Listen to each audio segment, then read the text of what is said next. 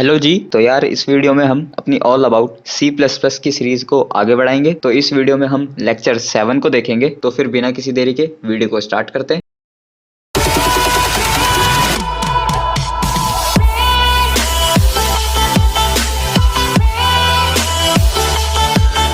तो सबसे पहले हम अपना आज का लेक्चर प्लान देखेंगे कि आज हम क्या समझने वाले हैं। ओके, तो what is loop, types of loop and implement in ID, कि लूप क्या होते हैं और ये कितने टाइप्स के होते हैं और इनका क्या सिंटैक्स होता है। ठीक है ना, लूप का वो देखेंगे और उनको आईडी में इम्प्लीमेंट करके देखेंगे कि कैसे इनका कोड करा जाता है इन सी प्लस प्लस। ओके, तो आइए फिर इनको एक एक करके समझते हैं। तो सबसे पहले हम देखते हैं कि what is loop. Okay, a loop statement allows us to execute a statement multiple times and following is the general form of a loop statement in most of the programming language। इसका मतलब क्या हुआ, जो loop statement जो होते हैं, ठीक है ना, allows to execute a statement multiples time, कि मतलब हम इसका यूज करके, लूप का यूज करके हम कोई भी स्टेटमेंट को मल्टीपल टाइम, मतलब काफी ज्यादा बार हम एग्जीक्यूट करा सकते हैं। ओके, लूप से हम ये करा सकते हैं। Following is the general form of a loop statement is most of the programming language, कि हर एक प्रोग्रामिंग लैंग्वेज में लूप होता है। मतलब कि इस लूप का फिर अगर कहा जाए, अगर इसका एक एग्जांपल के लिए अगर देखा जाए, कि अगर आपको कहा जाए कि 1 से लेके 10 तक की गिनती प्रिंट करानी है, तो आप यूजिंग सी आउट आराम से उसको प्रिंट करा सकते हैं। ठीक, अगर आपको कहा जाए 1 से लेके 10,000 तक की गिनती को प्रिंट कराना, तो आप 1 से लेकर 10,000 बार सी आउट तो लिखेंगे नहीं। तो वहां पे मदद करता है ये हमारा ये लूप, कि हम लूप में अपनी स्टेटमेंट लगा देते हैं कि मेरे को 1 से लेकर 10,000 तक सारी गिनती प्रिंट करके दे, तो आपको लूप क्या करेगा, वो सारी गिनती आपको प्रिंट करके दे देगा। तो इससे आपको क्या हो, वर्क काफी कम हो गया और एफिशिएंट मैनर में आपका कोड भी हो गया। नहीं तो आप 10,000 बार सी आउट यूज करेंगे तो आपका भी जो कोड होगा वो काफी ज्यादा लेंदी होगा एंड टाइम भी वेस्ट होगा। ओके, एंड टाइम कॉम्प्लेक्सिटी भी उस कोड की लाजमी है कि इंक्रीज होगी ही होगी। तो लूप हमारा यहाँ पे मदद करता है। आइए इस डायग्राम से समझते हैं लूप को और अच्छे से। ओके, यहाँ पे एक कंडीशन है। ओके, कंडीशन क्या मतलब, कोई भी कंडीशन अभी सिंपली समझते हैं कि एक कंडीशन है लूप के लिए, कि अगर ये कंडीशन हमारी ट्रू होती है, ओके, ट्रू होगी तो हमारा जो कंडीशन कोड है वो एग्जीक्यूट होगा। कंडीशन कोड क्या है, कि वो स्टेटमेंट जो हमें प्रिंट करानी है मल्टीपल टाइम्स, वो हो गई हमारी कंडीशन कोड। तो ये रही कंडीशन।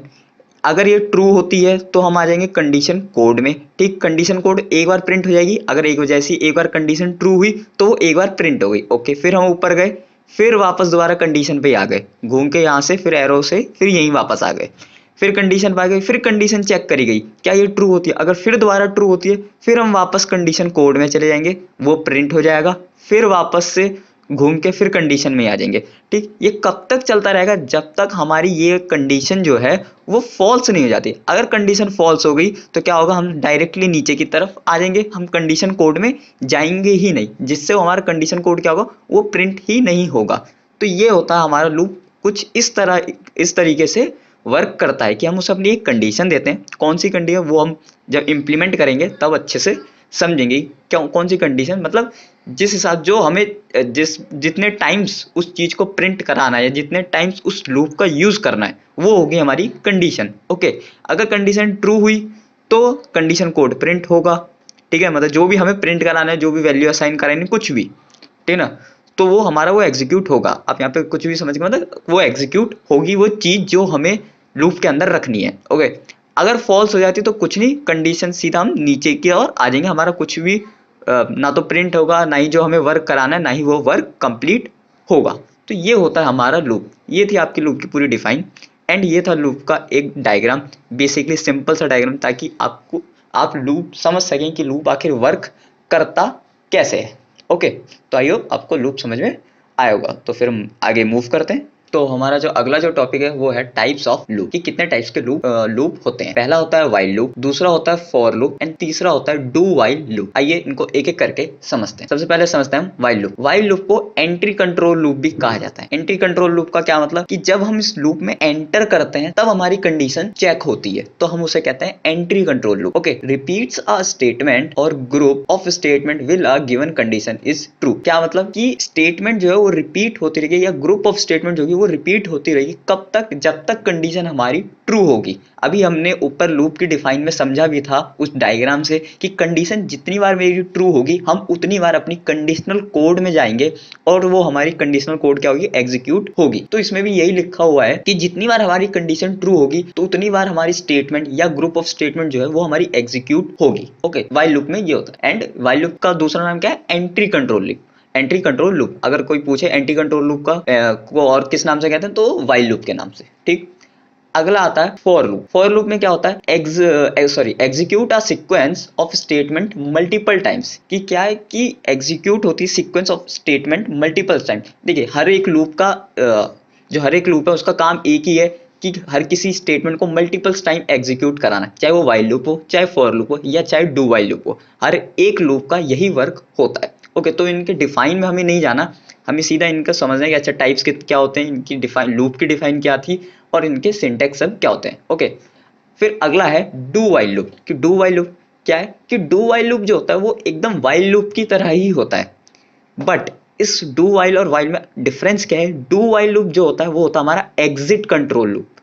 व्हाइल लूप हमारा एंट्री कंट्रोल लूप था और डू व्हाइल हमारा क्या है, एग्जिट कंट्रोल लूप। मतलब जब हम उस व्हाइल लूप, मतलब जब हम लूप से बाहर आएंगे तब हमारी कंडीशन चेक होगी, तो हम उसे कहते हैं डू व्हाइल लूप। और जब हम एंट्री कर रहे थे उस लूप में तो उस लूप को क्या कहते हैं, व्हाइल लूप। जब एग्जिट करते हुए हमारी कंडीशन चेक होती है तो हम उसे क्या कहते हैं, do while loop. While loop और डू व्हाइल में बस यही डिफरेंस होता है कि व्हाइल लूप एंट्री करते वक्त हम उसे चेक करते हैं अपनी कंडीशन को, और डू व्हाइल में कब चेक होती है हमारी कंडीशन, जब हम एग्जिट कर रहे होते हैं अपने लूप से। एंड फॉर लूप में क्या होता है, एक ही टाइम पे हमारी कंडीशन चेक होगी, कि एंट्री टाइम पे फॉर लूप में ही चेक होती है। फॉर लूप में भी जो कंडीशन चेक होती है वो एंट्री टाइम पे ही होती है, ना कि एग्जिट टाइम पर। ठीक है, तो ये थे हमारे types of loop. I hope आपको टाइप्स ऑफ लूप समझ में आया होगा कि कितने टाइप्स के होते हैं, एंड एंट्री कंट्रोल लूप क्या होता है और एग्जिट कंट्रोल लूप क्या होता है। ओके, तो फिर हम आगे मूव करते हैं। तो हमारा जो अगला जो टॉपिक है वो है इनके सिंटैक्स, कि इनके आखिर सिंटैक्स क्या होते हैं। तो सबसे पहले आइए हम व्हाइल लूप का सिंटैक्स समझते हैं कि व्हाइल लूप का सिंटैक्स क्या होता है। कि व्हाइल लूप को आपको अगर इंप्लीमेंट करना है, यूज करना है, तो उसके लिए आपको क्या करना पड़ेगा, आपको सबसे पहले एक वेरिएबल डिक्लेयर करना पड़ेगा। ओके, तो मैंने यहाँ पे एक वेरिएबल डिक्लेयर कर दिया आई। ठीक, उसको मैंने 0 से इनिशियलाइज कर दिया, तो उसी को भी मैंने कहते हैं इनिशियलाइजेशन।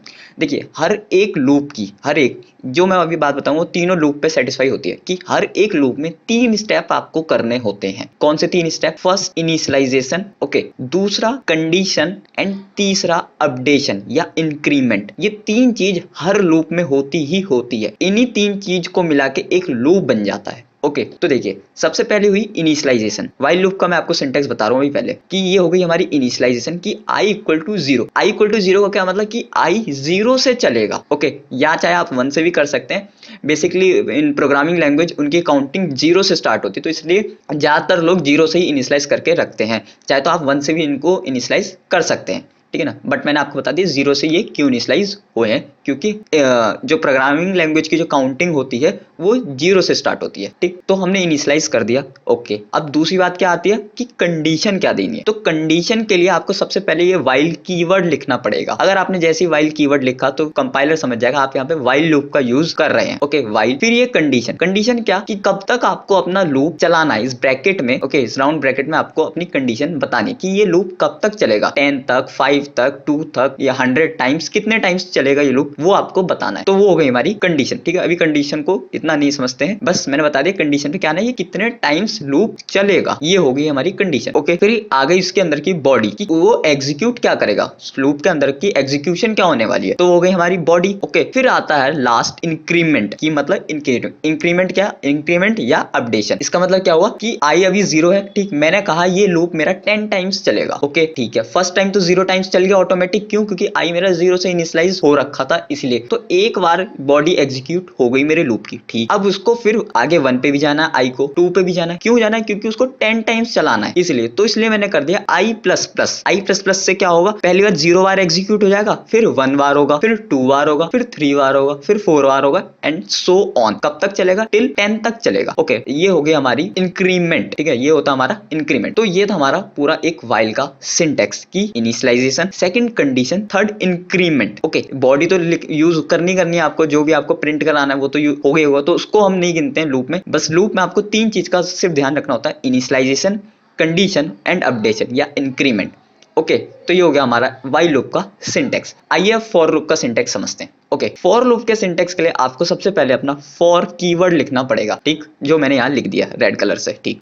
फिर उस पर आपको क्या करना है, अपने इस राउंड ब्रैकेट में आपको अपनी वही इनिशियलाइजेशन, कंडीशन और अपडेशन बतानी पड़ेगी। तो इनिशियलाइजेशन के लिए इंट आई इक्वल टू 0। ये इंट क्या है? ये इंट हमारा डेटा टाइप्स है। ओके, ये इंट हमारा डेटा टाइप्स है। एंड यहाँ पे मैंने क्यों लिखा इंट आई इक्वल टू, क्योंकि सी प्लस प्लस की प्रोग्रामिंग लैंग्वेज में वो कहती है, सी लैंग्वेज कहती है कि आप वेरिएबल कहीं पे भी डिक्लेयर कर सकते हैं, ठीक है। तो इसलिए आप फॉर लूप में आप करेक्ट उसी जगह पे भी डिक्लेयर कर सकते हैं। अगर आप सी पढ़ के आ रहे होंगे तो ऐसा नहीं होता, आपको ऊपर ही डिक्लेयर करना होता है, बट आप सी प्लस प्लस में कहीं पे भी डिक्लेयर कर सकते हैं अपने वेरिएबल को। ओके, तो मैंने यहाँ लिख दिया इंट आई इक्वल टू 0। तो इससे क्या हुआ कि आई 0 से इनिशियलाइज हो गया। ओके, पहला काम हमारा हो गया कि इनिशियलाइजेशन कंप्लीट हुई। फिर सेमीकोलन। सेमीकोलन यहाँ पे क्यों? एक स्टेटमेंट मेरी खत्म हो गई, मतलब एक कंडीशन मेरी खत्म हो गई कि इनिशियलाइजेशन वाला पार्ट खत्म हो गया, तो सेमीकोलन। यहाँ पे सेमीकोलन नहीं था वाइल लूप में कहीं पे, ये देख लीजिए कहीं पे नहीं है, बस इंक्रीमेंट के टाइम पर है। क्यों? क्योंकि आगे मेरे को कंडीशन अपनी कोई लेके जानी थोड़ी ना है, तो इसलिए इंक्रीमेंट पे सेमीकोलन, ठीक है। ऐसी फॉर लूप में जब मेरा इनिशियलाइजेशन हो गया,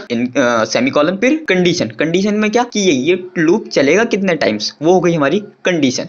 फिर ये क्या हुई हमारी अपडेशन, मतलब इंक्रीमेंट, कि जितने टाइम्स हमें लूप चलाना उतने टाइम हमें इस लूप को बढ़ाना भी तो पड़ेगा, उसके वेरिएबल को बढ़ाना भी तो पड़ेगा। चाहे अगर मैं 5 टाइम्स ही लूप चला रहा हूँ तो मेरे को 5 टाइम्स इंक्रीमेंट तो करवाना पड़ेगा अपने इस वेरिएबल में। तो इसलिए हम आई प्लस प्लस। ओके, तो ये हो गया हमारा फॉर लूप का सिंटेक्स, ठीक है। आइए अब डू वाइल का सिंटेक्स समझते हैं। ये डू वाइल के लिए आपको क्या, सबसे पहले आपको वही अपना एक वेरिएबल जिसको आप इनिशियलाइज करेंगे, तो ये होगी मेरी initialization int i equal to 0, ठीक है। फिर डू वाइल के लिए आपको डू कीवर्ड लिखना पड़ेगा सबसे पहले, तो मैंने लिख दिया डू कीवर्ड, ठीक। फिर कर्ली ब्रेसेस में अंदर आएंगे, फिर वो बॉडी जो आपको प्रिंट करानी है, ठीक, तो वो बॉडी। अच्छा, फॉर लूप की बॉडी कहां से आएगी? फॉर लूप की बॉडी यहाँ पे इसके नीचे आ जाएगी। फॉर लूप की बॉडी जो भी आपको प्रिंट करानी है वो इसके नीचे आ जाएगी, ठीक। चाहे कर्ली ब्रेसेस लगाएं या ना लगाएं वो आपकी मर्जी, ठीक है ना। अच्छा, इनमें क्या कर्ली ब्रेसेस लगाना जरूरी है? हाँ, इनमें कर्ली ब्रेसेस लगाना जरूरी होता है वाइल लूप और डू वाइल में। क्यों? क्योंकि हमने अभी पिछले ही वीडियो सब में स्कोप के बारे में थोड़ा सा समझा था, जब हम वो नेस्टेड इफ एल्स सब कर रहे थे, ठीक है ना। तो उनमें हमने स्कोप के बारे में समझा था कि स्कोप हमें कैसे पता चलता है, हमें इन कर्ली ब्रेसेस से ही पता चलता है कि क्या स्कोप होने वाला है हर एक वेरिएबल का, हर एक इनकी फंक्शन सबका, कीवर्ड सबका, ठीक है ना। तो इसलिए वाइल और डू वाइल में आपको कर्ली ब्रेसेस यूज करने पड़ेंगे। फॉर लूप में अगर आप एक स्टेटमेंट प्रिंट कराना चाहते हैं, ठीक है, मतलब एक ही स्टेटमेंट है आपकी, तो विदाउट कर्ली ब्रेसेस आप प्रिंट करा सकते हैं। अगर आप एक से ज्यादा स्टेटमेंट है आपकी, उसको एग्जीक्यूट कराना है, तो आपको कर्ली ब्रेसेस लगाने पड़ेंगे। ओके, कोई बात नहीं, वैसे हम इंप्लीमेंट में इसको अच्छे से समझेंगे, बस अभी मैं आपको सिंटेक्स सब बता रहा हूँ ताकि जब हम इंप्लीमेंट करेंगे तो उतनी ज्यादा प्रॉब्लम ना आए। ओके, तो डरिएगा नहीं। ओके, आई इक्वल टू 0, ठीक है। इनिशियलाइजेशन कंप्लीट हुई, डू कीवर्ड हुआ, कर्ली ब्रेसेस, बॉडी क्या हुई जो हमें एग्जीक्यूट करानी है, तो वो हमारी हो गई बॉडी। ओके, फिर ये क्या हुआ हमारा इंक्रीमेंट या अपडेशन, कि उस वेरिएबल को इंक्रीमेंट कराना पड़ेगा, तो इंक्रीमेंट हो गई, ठीक। फिर वाइल कीवर्ड यूज करा एंड वो कंडीशन क्या कि कितने टाइम्स आपको ये लूप को एग्जीक्यूट कराना है, तो वो हमारी हो गई कंडीशन।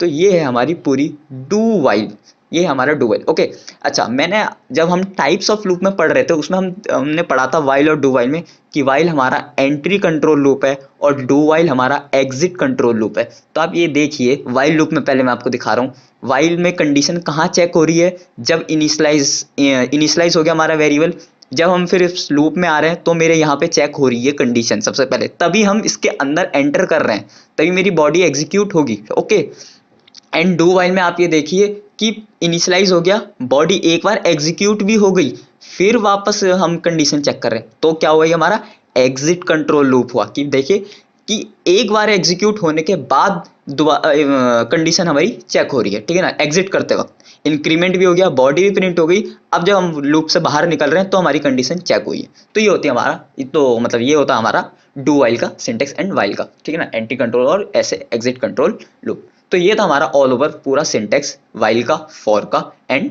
डू का। ओके, तो आई होप आपको सिंटेक्स समझ में आया होगा, ठीक है।